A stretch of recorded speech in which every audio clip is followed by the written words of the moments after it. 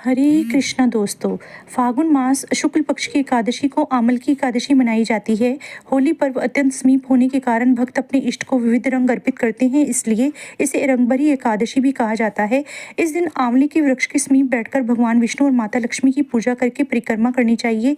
इसके बाद रात्रि जागरण करें। सूर्योदय के बाद कथा सुनकर आचार्यों को दक्षिणा देकर व्रत को विधि विधान पूर्वक संपन्न करने से भक्त को बैकुंठ लोक की प्राप्ति होती है। पुराणों के अनुसार आमल की व्रत का निष्ठापूर्वक पालन करने से सभी तीर्थ यात्राओं का और अश्वमेधादि यज्ञों के समान फल प्राप्त होता है।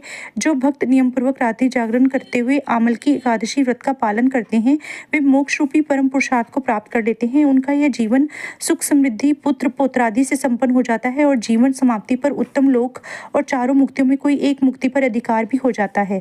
क्या है आमल की एकादशी व्रत कथा, आइए जानते हैं। पुराणों में वर्णित कथा के अनुसार वैदिश नाम का एक नगर था। वहाँ के राजा का नाम चैत्ररथ था। वे विद्वान और बहुत धार्मिक थे। उनके नगर में कोई भी व्यक्ति दरिद्र नहीं था।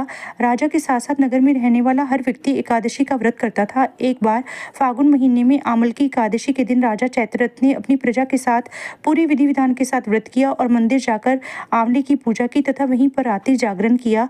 तभी रात के समय वहां एक बहेलिया आया। उसे भूख और प्यास लगी थी, इसलिए मंदिर के कोने में बैठकर जागरण को देखने लगा। साथ ही विष्णु भगवान और एकादशी महात्म्य की कथा सुनने लगा। इस तरह पूरी रात बीत गई।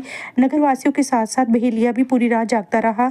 इस तरह अनजाने में ही उससे भी रात्रि जागरण और एकादशी व्रत संपन्न हो गया, जिसके परिणाम स्वरूप वह स्वर्ग लोक गया और पुनः पृथ्वी लोक में जन्म लेकर जयंतिका देश का राजा बन गया। आप सभी प्यारे भक्तों को मेरी ओर से आमल की एकादशी व्रत की ढेरों शुभकामनाएं। जय जय श्री राधे श्याम। यदि आपको मेरी यह वीडियो पसंद आए तो कृपया लाइक शेयर और सब्सक्राइब करें। धन्यवाद।